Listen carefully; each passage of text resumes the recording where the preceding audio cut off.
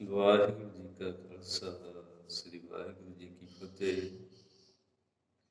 ਪਰਉਪਕਾਰ ਗੁਰੂ ਨਾਨਕ ਪਾਤਸ਼ਾਹ ਨੇ ਕੀਤੇ ਕਲਯੁਗ ਜੀਵਾਂ ਦੇ ਉੱਤੇ। ਜੇ ਨਾ ਕਰਦੇ ਤੇ ਫਿਰ ਜੋ ਕੁਝ ਅਜੇ ਹੁੰਦਾ ਹੈ ਇਹ ਤੋਂ ਵੀ ਬੁਰਾ ਹੋਣਾ ਸੀ। ਇਹ ਸਾਨੂੰ ਥੋੜ੍ਹਾ ਬਹੁਤਾ ਗਿਆਨ ਦੇ ਕੇ ਗਏ ਨੇ ਪੰਜਾਬ ਦੀ ਧਰਤੀ 'ਤੇ ਰਹਿਣ ਵਾਲੇ। ਜੀਵਨ ਸਾਡਾ ਤਾਂ ਚੱਲਦਾ ਹੈ ਭਾਈ ਜੇ ਅਸੀਂ ਗੁਰੂ ਨੂੰ ਸਾਖ ਸਰੂਪ ਵਿੱਚ ਮੰਨਾਂਗੇ। ਹੁਣ ਗੁਰੂ ਕੀ ਹੈ? ਇੱਥੇ ਸੰਸਾਰ 'ਤੇ ਬੜੇ ਲੋਕ ਬੜੀਆਂ ਗੱਲਾਂ ਕਰਦੇ। ਕੋਈ ਕੈਸਾ ਗੁਰੂ ਮੰਨਦਾ, ਕੋਈ ਕੈਸਾ ਗੁਰੂ ਮੰਨਦਾ। ਅਸਲ ਗੁਰੂ ਕੀ ਹੈ? ਕਲਯੁਗ ਦੇ ਵਿੱਚ ਸ਼ਬਦ ਗੁਰੂ ਹੈ, ਸੁਰਤ ਧੁਨ ਚੇਲਾ। ਹੁਣ ਚੇਲਾ ਤੇ ਤੇਰਾ ਮਨ ਹੈ, ਇਹਨੂੰ ਵਿਕਾਰਾਂ ਨਾਲ ਤੋੜ ਕੇ ਸ਼ਬਦ ਨਾਲ ਜੋੜਦਾ ਹੈ।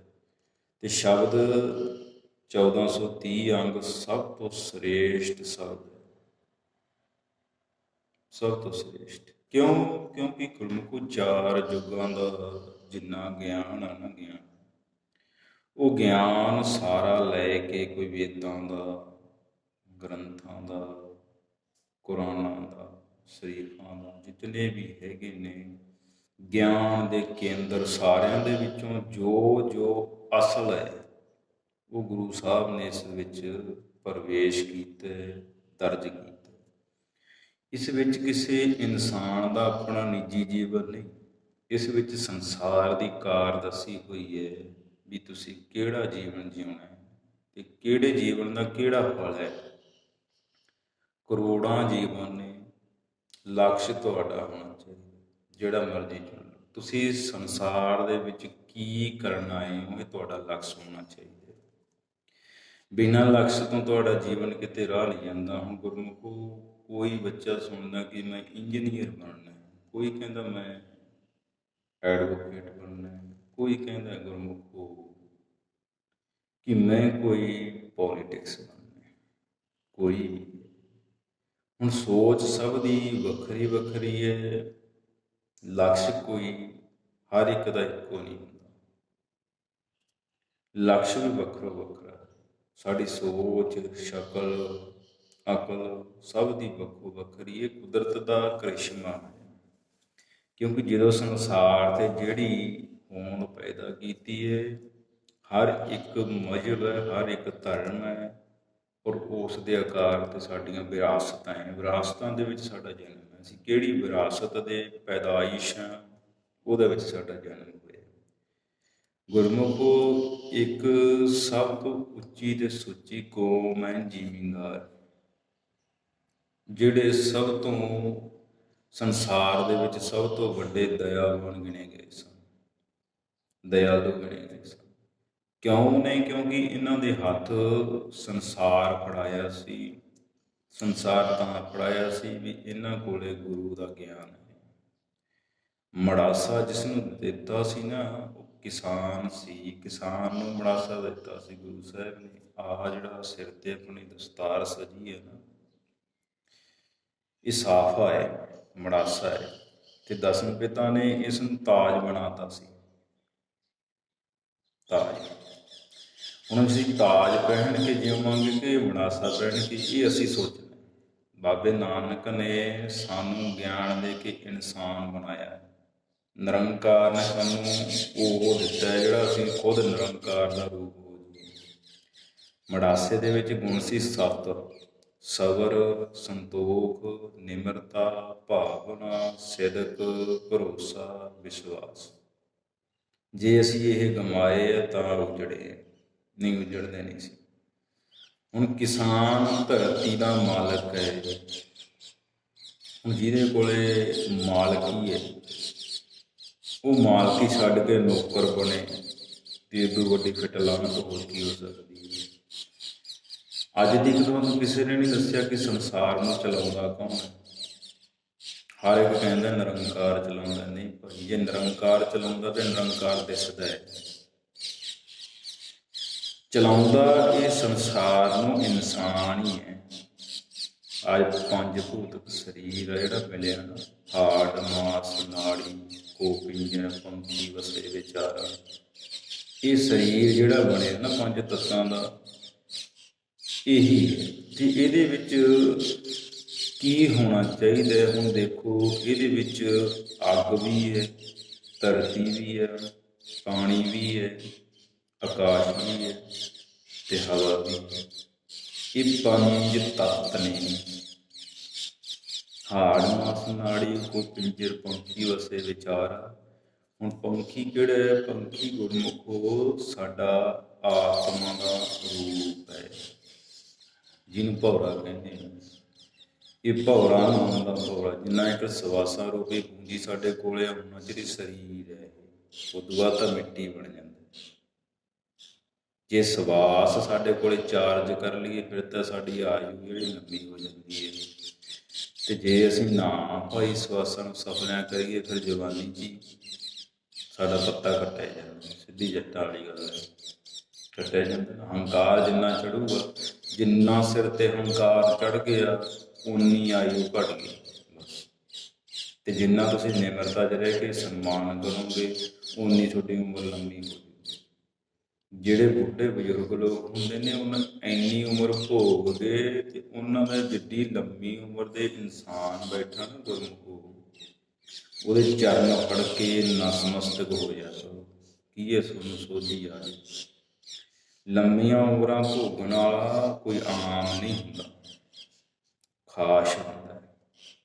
ਆ ਗਈ ਸਮਝ?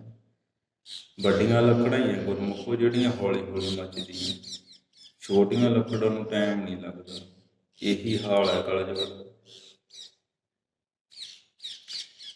ਜਿੰਨੀਆਂ ਛੋਟੀ ਉਮਰ ਦੇ ਵਿੱਚ ਹੰਕਾਰ ਚੜੂਗਾ ਨਾ ਉਨੀ ਛੋਟੀ ਉਮਰ ਹੋਊਗੀ। ਇਹ ਆਪਣੇ ਬੱਚਿਆਂ ਨੂੰ ਸਮਝਾ ਦਿਓ, ਕਿਉਂਕਿ ਬੱਚੇ ਤਾਂ ਨਹੀਂ ਸੁਣਦੇ, ਉਹ ਤਾਂ ਕਲਯੁਗ ਨੇ ਫੜ ਲਏ ਆਪਣੇ ਵੱਸ 'ਚ ਕਰ ਲਏ, ਉਹਨਾਂ ਨੂੰ ਸਮਝ ਨਹੀਂ ਆਉਂਦੀ। ਜੇ ਤੁਸੀਂ ਉਮਰ ਮਾੜੀ ਮੋਟੀ ਭੋਗ ਕੇ ਤੁਹਾਨੂੰ ਮਾੜੀ ਮੋਟੀ ਮੱਤ ਆ ਗਈ ਹੈ, ਦਾਸ ਦੇ ਹਾਣ ਪ੍ਰਵਾਨ 40 45 60 65 ਸਾਲਾਂ ਦੀ ਜਿਹੜੀ, ਜੇ ਤੁਹਾਨੂੰ ਮਾੜੀ ਮੋਟੀ ਅਕਲ ਆ ਗਈ ਹੈ ਨਾ ਸੰਸਾਰ ਦੀ, ਸਮਝ ਆ ਗਈ ਤਾਂ ਫਿਰ ਜਾਗ ਜਾਓ। ਜਿਹੜੇ ਜੰਮੇ ਆ ਉਹਨਾਂ ਦਾ ਜੀਵਨ ਤੁਸੀਂ ਬਰਬਾਦ ਕੀਤਾ। ਕਿਉਂ? ਖੁਦ ਨੂੰ ਸੋਝੀ ਨਹੀਂ ਸੀਗੀ ਸੰਸਾਰ ਦੀ, ਬੱਚਿਆਂ ਨੂੰ ਕੀ ਦੇ ਦਿਓ। ਅੱਜ ਫਿੱਟ ਲਾਉਣ ਤਾਂ ਵੀ ਤਾਂ ਮਿਲਦੇ। ਅੱਜ ਬੱਚਾ ਤੁਹਾਡਾ ਤੁਹਾਨੂੰ ਪਿਓ ਨਹੀਂ ਕਹਿੰਦਾ, ਮਾਂ ਨਹੀਂ ਕਹਿੰਦਾ। ਮੈਂ ਨਹੀਂ ਆਂਦਾ ਕਿ ਸਾਰਿਆਂ ਨੂੰ ਕਹਿੰਦੇ, ਬੜੇ ਚੰਗੇ ਵੀ ਚੰਗੇ, ਪਰ ਚੰਗਿਆਂ ਦੇ ਚੰਗੇ ਨੇ, ਮਾੜਿਆਂ ਦੇ ਮਾੜੇ ਨੇ। ਜੋ ਬੀਜੋਗੇ ਉਹੀ ਵੱਢੋਗੇ। ਅਸੀਂ ਸੰਸਾਰ ਵਿੱਚ ਕਰਨ ਕੀ ਆਏ ਹਾਂ, ਇਹ ਲਕਸ਼ ਸਾਡਾ ਹੋਣਾ ਚਾਹੀਦਾ। ਜੇ ਲਕਸ਼ ਚੁਣੋਗੇ ਤਾਂ ਜੀਵਨ ਬਣੂਗਾ।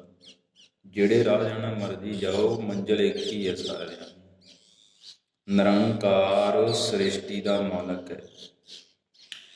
ਤੇਰੇ ਸਰੀਰ ਦੇ ਵਿੱਚ ਤੂੰ ਆਪਣੇ ਆਪ ਦੇ ਵਿੱਚ ਆਪਣਾ ਰੂਪ ਪੈਦਾ ਕਰਨਾ ਹੈ, ਜਿਹੜਾ ਗੁਰੂ ਨੇ ਤੈਨੂੰ ਦਿੱਤਾ ਹੈ।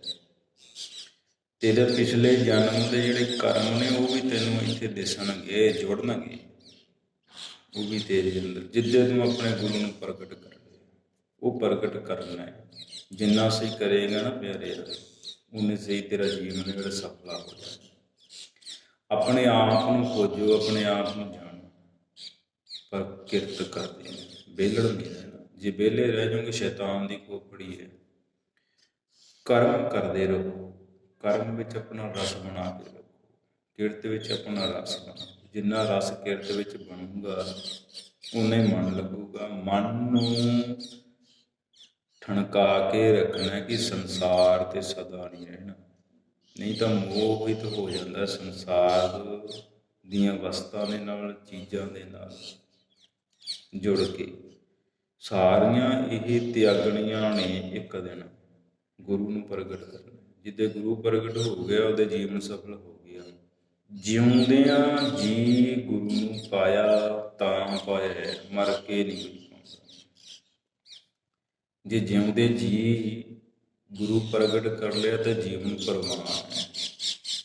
ਜਗਤ ਦੀ ਸੋਝੀ ਆ ਜਾਂਦੀ ਹੈ, ਫਿਰ ਗੁਰਮੁਖੋਂ ਸਾਰਾ ਕੁਛ ਟੁੱਟ ਜਾਂਦਾ, ਸੁੱਟ ਜਾਂਦਾ। ਜਗਤ ਦੀ ਜਿਹੜੀ ਪ੍ਰੀਤ ਹੈ ਟੁੱਟ ਜਾਂਦੀ ਹੈ। ਨਾ ਮਾਂ ਬਾਪ ਨਾਲ ਰਵੇ, ਨਾ ਭੈਣ ਭਾਈਆਂ ਨਾਲ, ਨਾ ਸੰਸਾਰ ਨਾਲ, ਨਾ ਕਿਸੇ ਵਸਤੂਆਂ ਦੇ ਨਾਲ, ਸਿੱਧੀ ਨਿਰੰਕਾਰ ਨਾਲ ਲੱਗ ਜਾਂਦੀ ਹੈ।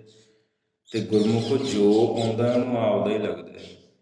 ਇਹ ਨਹੀਂ ਹੈਗਾ ਕਿ ਉਹ ਸੰਸਾਰ ਵਿੱਚ ਕੋਈ ਵਿਤਕਰਾ ਰੱਖਦਾ ਕਿ ਤੂੰ ਮੇਰਾ ਨਹੀਂ।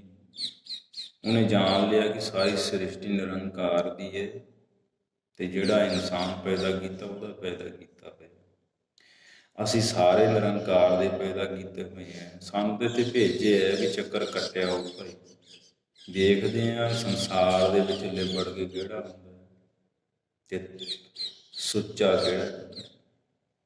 ਇਹ ਸੰਸਾਰ ਦੇਖਣ ਵਾਸਤੇ ਭੇਜਿਆ ਗੁਰੂ ਸਾਹਿਬ ਖੁਦ ਕਹਿੰਦੇ ਸੀ, ਹਮ ਤੇ ਪਰਮ ਪੁਰਖ ਕੋ ਦਾਸ, ਦੇਖਨ ਆਇਓ ਜਗਤ ਤਮਾਸ। ਅਸੀਂ ਤੇ ਪਰਮ ਪੁਰਖ ਦੇ ਦਾਸੇ ਹਾਂ, ਬਸ ਉਹਦੇ ਦਾਸ ਬਣ ਕੇ ਰਹਿੰਦੇ। ਜਗ ਦਾ ਤਮਾਸ਼ਾ ਦੇਖਦੇ ਦਾਸ ਤੇ ਦੇਖਦਾ ਹੈ। 20 ਸਾਲ ਤੇ ਕਿਰਤ ਕਰਦੇ ਰਹੇ ਹਾਂ, 20 ਸਾਲ ਤਮਾਸ਼ਾ ਹੀ ਵੇਖਿਆ ਦਾਸ ਨੇ ਵੀ ਕਿੱਧਰ ਨੂੰ ਜਾਂਦੀ ਹੈ ਦੁਨੀਆ। ਹੁਣ ਤਰਸ ਆਇਆ ਹੈ, ਦਇਆ ਆਈ ਹੈ। ਜੇ ਦਇਆ ਆਈ ਹੈ ਤਾਂ ਤੁਹਾਡੇ ਨਾਲ ਮੱਥਾ ਮਾਰਨੇ। ਹੁਣ ਸੁਣਨ ਵਾਲੇ ਤੇ 20 ਜਾਣੇ ਨੇ, ਕੁੱਲ ਹੀ 20 ਜਾਣੇ ਨੇ, ਤੇ 20 ਜਾਣਿਆਂ ਦੇ ਵਿੱਚੋਂ ਜੇ ਇੱਕ ਨੇ ਵੀ ਪੱਲੇ ਬੰਨ੍ਹ ਲਈ ਤੇ ਦਾਸ ਦਾ ਜੀਵਨ ਸਫਲ ਹੈ। ਕਿਸੇ ਇੱਕ ਨੂੰ ਤੇ ਭਾਈ ਸੱਚ ਨਾਲ ਜੋੜਿਆ। ਸਾਡਾ ਤੇ ਕੰਮ ਹੈ ਗੁਰਮੁਖੋ ਸੱਚ ਨਾਲ ਜੁੜਨਾ ਨਾ ਜੁੜਨਾ ਇਹ ਤੁਹਾਡੀ ਸੋਚ ਹੈ। ਕੋਈ ਕਿਸੇ ਤੇ ਪ੍ਰੈਸ਼ਰ ਨਹੀਂ, ਦਾਬ ਨਹੀਂ। ਤੂੰ ਸੋਚ ਆਪਣੇ ਮਨ 'ਚੋਂ ਵਿਚਾਰ ਕਿ ਗੱਲਾਂ ਸਹੀ ਹੈ ਕਿ ਗਲਤ। ਸੰਸਾਰ ਤੋਂ ਆਵਾਜਾਈ ਇੱਕ ਖੇਲ ਹੈ, ਇਹ ਤਾਂ ਕਾਰ ਹੈ। ਹੁਣ ਵੱਡੇ ਬਜ਼ੁਰਗ, ਦਾਦੇ ਪੜਦਾਦੇ ਸਾਰੇ ਤੁਰ ਗਏ, ਅੱਗੇ ਨਿਆਣੇ ਫਿਰ ਪੈਦਾ ਹੋ ਗਏ। ਆਪਾਂ ਵੀ ਕਦੇ ਬੱਚੇ ਸੀ, ਹੁਣ ਸਿਆਣੇ ਹੋ ਗਏ। ਜੇ ਸਿਆਣੇ ਹੋ ਗਏ ਤਾਂ ਹੁਣ ਅੱਗੇ ਜਾਣਾ ਵੀ ਹੈ, ਰਹਿਣਾ ਇੱਥੇ। ਫਿਰ ਇੰਨੀ ਸਮਝ ਹੋਣੀ ਚਾਹੀਦੀ ਕਿ ਪਕੜ ਕਿਹਦੇ ਨਾਲ ਬਣਾਈ ਅਸੀਂ। ਪਕੜ ਅਗਲੇ ਨਾਲ ਬਣਾਉਣੀ ਹੈ, ਨਿਰੰਕਾਰ ਨਾਲ ਜਿੱਥੇ ਜਾਣਾ ਹੈ। ਇਹ ਸੰਸਾਰ ਦੀ ਕੋਈ ਵਸਤੂ ਸਾਡੇ ਨਾਲ ਨਹੀਂ ਜਾਂਦੀ। ਤੇਰਾ ਸਰੀਰ ਹੈ ਜਿਹੜਾ ਆਹ, ਇਹਦਾ ਗੁਮਾਨ ਹੰਕਾਰ ਕਰਦਾ, ਮੈਂ ਐਂ ਕਰ ਦੂੰ ਉਹ ਕਰ ਦੂੰ, ਇਹ ਵੀ ਨਹੀਂ ਨਾਲ ਜਾਂਦਾ। ਚੰਗਿਆਈਆਂ ਬੁਰਿਆਈਆਂ ਵਾਚੇ ਧਰਮ ਹਦੂਰ। ਜਿਹੜੇ ਤੇਰੇ ਚੰਗੇ ਕਰਮ ਕੀਤੇ ਆ, ਮਾੜੇ ਕਰਮ ਕੀਤੇ ਆ, ਉਹ ਜਾਣਗੇ ਨਾਲ ਤੇਰੇ। ਉਹ ਦੱਸਣਗੇ ਉੱਥੇ ਵੀ ਧਰਮ ਰਾਜ ਤੈਨੂੰ ਲਿਜਾਂਦਾ ਜਾਂ ਦੇਵਤੇ ਲਿਜਾਂਦੇ ਭਗਵਾਨ 'ਚ ਵਹਾ ਕੇ। ਇਹ ਦਿਸਦੇ ਆ ਗੁਰਮੁਖੋ। ਪੰਜਾਬੀਆਂ ਨੂੰ ਜਦੋਂ ਅੰਤਮ ਸਮਾਂ ਆ ਜੇ ਨਾ, ਪਹਿਲਾਂ ਦਿਸਣ ਲੱਗ ਜਾਂਦੇ 4 ਦਿਨ ਪੰਜਾਬੀਆਂ ਨੂੰ। ਇਹ ਵਰ ਮਿਲਿਆ ਕਲਯੁਗ ਤੋਂ। ਕਲਯੁਗ ਨੂੰ ਵਰ ਦਿੱਤਾ ਸੀ ਵੀ ਤੇਰਾ ਸਨਮਾਨ ਹੋਊਗਾ। ਸਨਮਾਨ ਇਹੀ ਹੈ ਕਿ ਪੰਜਾਬੀ ਜਿਹੜਾ ਵੀ ਗੁਰੂ ਦਾ ਸਿੱਖ ਹੈ ਨਾ, ਉਹ ਦੱਸ ਦਿੰਦਾ ਹੈ ਕਿ ਮੇਰਾ ਸਮਾਂ ਆ ਗਿਆ ਭਾਈ, ਮੈਂ ਜਾਣਾ। ਜਦੋਂ ਜਾਣ ਦਾ ਸਮਾਂ ਦਿਸ ਜੇ ਫਿਰ ਉਹ ਦੱਸਦਾ ਹੈ ਕਿ ਤੁਸੀਂ ਐਂ ਕਰ ਲਿਓ, ਤੁਸੀਂ ਐਂ ਕਰ ਲਿਓ, ਹੁਣ ਜਾਣਾ ਹੈ। ਇਹ ਭਾਈ ਪਤਾ ਨਹੀਂ, ਹੋ ਸਕਦਾ ਦਾਸ ਨੇ ਵੀ ਜਾਣਾ ਜਾਣਾ ਹੈ। ਤੇ ਫਿਰ ਸਮਝ ਲੱਗਣੀ ਚਾਹੀਦੀ ਹੈ ਵੀ ਅਸੀਂ ਸੰਸਾਰ ਦੇ ਵਿੱਚ ਕੀ ਕਰਨਾ ਹੈ। ਹੁਣ ਦੇਖੋ, ਹੁਕਮ ਚਾਹੇ ਇੱਕ ਕਮਾ ਲਓ, ਇੱਕ ਵਚਨ ਕਮਾ ਲਓ। ਦਾਸ ਨੇ ਤੇ ਇੱਕੋ ਹੀ ਵਚਨ ਕੀਤਾ ਸੀ ਗੁਰੂ ਨਾਲ ਕਿ ਤੇਰੇ ਹੁਕਮ 'ਚ ਰਹਿ ਕੇ ਜੀਵਨ ਜਿਊਂਗਾ, ਨਹੀਂ ਜਿਊਂਦਾ ਨਹੀਂ। ਹੁਣ ਹੁਕਮ ਕਿਹੜਾ ਮੰਨਿਆ ਸੀ ਗੁਰਮੁਖੋ? ਜੇ ਸੰਸਾਰ ਦੇ ਵਿੱਚ ਗ੍ਰਸਤੀ ਜੀਵਨ ਮਿਲਿਆ ਨਾ ਤੇ ਤੇਰੇ ਹੁਕਮ ਦੇ ਨਾਲ ਲਵਾਂਗਾ। ਭਾਵ ਇਹ ਕਿ ਲਾਵਾਂ ਦਾ ਪਾਠ ਹੋਊਗਾ ਤਾਂ ਸੰਸਾਰ ਦਾ ਗ੍ਰਸਤੀ ਜੀਵਨ ਅਪਣਾਊਂਗਾ, ਨਹੀਂ ਅਪਣਾਉਂਦਾ ਨਹੀਂ। ਬਸ ਇੱਕੋ ਹੀ ਗੱਲ ਪੁਗਾ ਦੇ। ਦਾਸ ਨੇ ਪੁਗਾ ਲਈ, ਪਗਾਲੀ ਦੇ ਗੁਰੂ ਨੇ ਆਪਦੇ ਗੋਦ 'ਚ ਬਹਾ ਲਿਆ। ਬਸ ਹੁਣ ਸਾਰੀ ਸ੍ਰਿਸ਼ਟੀ ਦੀ ਸਮਝ ਅਗੰਮ ਨਿਗਮ ਦੇ ਵਿੱਚ, ਆਨੰਦ ਦੇ ਵਿੱਚ। ਆਪਾਂ ਕਿਸੇ ਦੇ ਨਾਲ ਲੜਨਾ ਨਹੀਂ, ਝਗੜਨਾ ਨਹੀਂ। ਲੜਦੇ ਉਹ ਨੇ ਜਿਨ੍ਹਾਂ ਨੂੰ ਸੋਝੀ ਨਹੀਂ ਹੁੰਦੀ। ਪੁਗਾ ਲਿਆ ਗੁਰਮੁਖੋ, ਜੀਵਨ ਪੁੱਗ ਜਾਂਦਾ। ਜੇ ਸਾਡੇ ਅੰਦਰ ਵਿਸ਼ਵਾਸ ਹੋਵੇ, ਅਸੀਂ ਠਾਣ ਲਈਏ ਨਾ ਵੀ ਜਿਹੜਾ ਕੰਮ ਅਸੀਂ ਆਹ ਕਰਨਾ ਹੈ ਉਹ ਅਸੀਂ ਕਰ ਦਿੰਦੇ ਹਾਂ। ਬਸ ਪੰਜਾਬੀ ਉਹ ਕੰਮ ਕਰ ਦਿੰਦਾ, ਪਰ ਤੁਹਾਡੀ ਸੋਚ ਕਿੱਥੇ ਖੜ੍ਹੀ ਹੈ, ਸਮਝ ਕਿੱਥੇ ਖੜ੍ਹੀ ਹੈ, ਇਹ ਵਿਚਾਰ। ਦੁੱਖ ਇਹ ਹੁੰਦਾ ਹੈ, ਦਾਸ ਨੇ ਜਦੋਂ ਵੀ ਸਮਝ ਆਈ ਹੈ ਮੈਂ ਆਪਣੇ ਪਿੰਡ ਨੂੰ ਆਪਣਾ ਪਰਿਵਾਰ ਮੰਨਿਆ ਹੈ। ਬਸ ਜੇ ਪਿੰਡ ਦੁਖੀ ਹੈ ਤੇ ਫਿਰ ਮੈਂ ਸੁਖੀ ਕਿਵੇਂ ਹੋ ਸਕਦਾ? ਮੇਰਾ ਪਰਿਵਾਰ ਦੁਖੀ ਕਿਉਂ ਹੈ? ਕਿਉਂਕਿ ਉਹਨਾਂ ਨੇ ਸੰਸਕਾਰ ਰੋਲਤੇ। ਬਸ ਜੇ ਪਿੰਡ ਦੇ ਵਿੱਚ ਸੰਸਕਾਰ ਸਹੀ ਹੁੰਦੇ ਸਾਡਾ ਜੀਵਨ ਸਹੀ ਹੋਣਾ ਸੀ।